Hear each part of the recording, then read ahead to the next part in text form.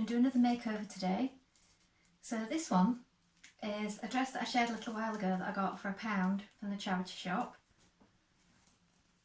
So it's big for me, it's not my size. If I was going to keep it as a dress, I'd have to take it in quite a lot and take it apart to do that. And I showed before that it has also got this lining, so that's a bonus, so you've got extra fabric there. So what I'm going to do with this is I'm going to take it all apart, take the zip out, take the lining out, and then in Burda August this month I spotted this. So this little top, as you can see, has got the stripes going in that direction on one side and this direction on the other, and then like a little bow effect in the middle. So I thought that would be quite nice with this fabric having a stripe in it. So I'm going to have a go at taking it apart and making that. My only problem is, because I want the straps going this way on some of it, it won't be very long, so it may only just come past my waist. I'll have to see how much fabric I've got. So I'll start taking apart that now, and then I'll show you the cut pieces in a minute. So I've cut my pieces, but found because I wanted my straps going in different directions, like in the picture in the magazine, I've had to use the lining fabric, which is also like a jersey, for the back, because I didn't have enough. So I've cut the back in the plain navy,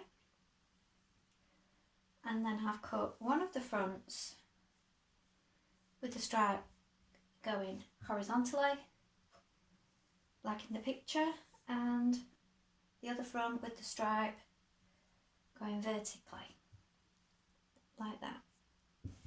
And then I've cut my little facing pieces out of the navy blue lining as well, look. So that's those. And then the little band that's going to go in the middle, I've done that in the stripe.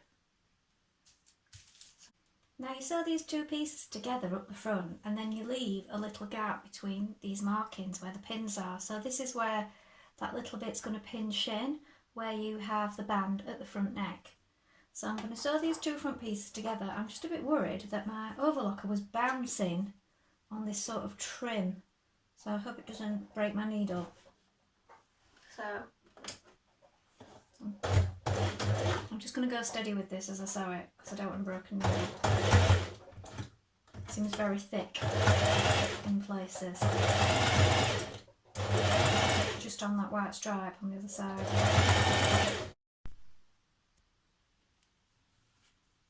So I've pinned that there. So I'm going to hand stitch that to the back. I'm going to hand stitch either side here, this little opening at the front. And as you can see, I've got my facings on, and I've machine stitched it down at the back, and then I've hand stitched it on the inside round the front so it doesn't interfere with these stripes. So I'm just going to hand stitch that in place now, and then I'm going to put the sleeve facings on. I'm actually thinking I might take that in a little bit, because I think these armholes are going to be a little bit big on me. So I'm going to try that now, and I may just take it in a touch.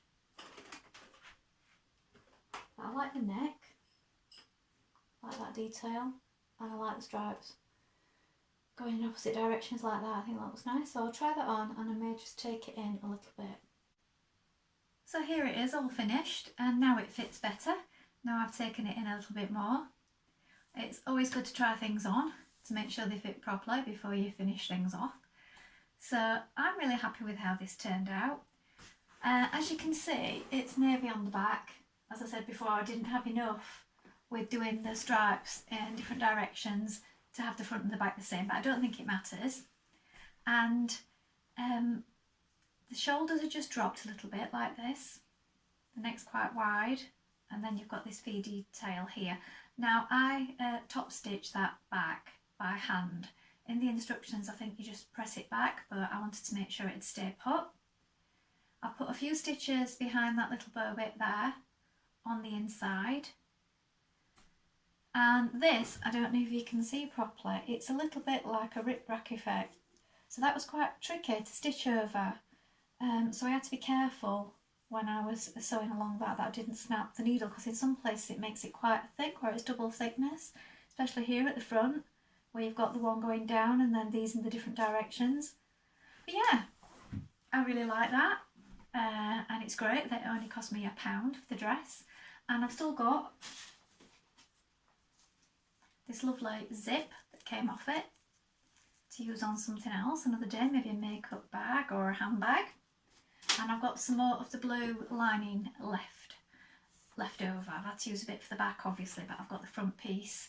I did cut the facing pieces for the underarms out of that as well, but then I decided I didn't really need them for this, and because it's already quite thick with this effect here in places, I decided to just zigzag it and hem it back like that, and I think that looks fine.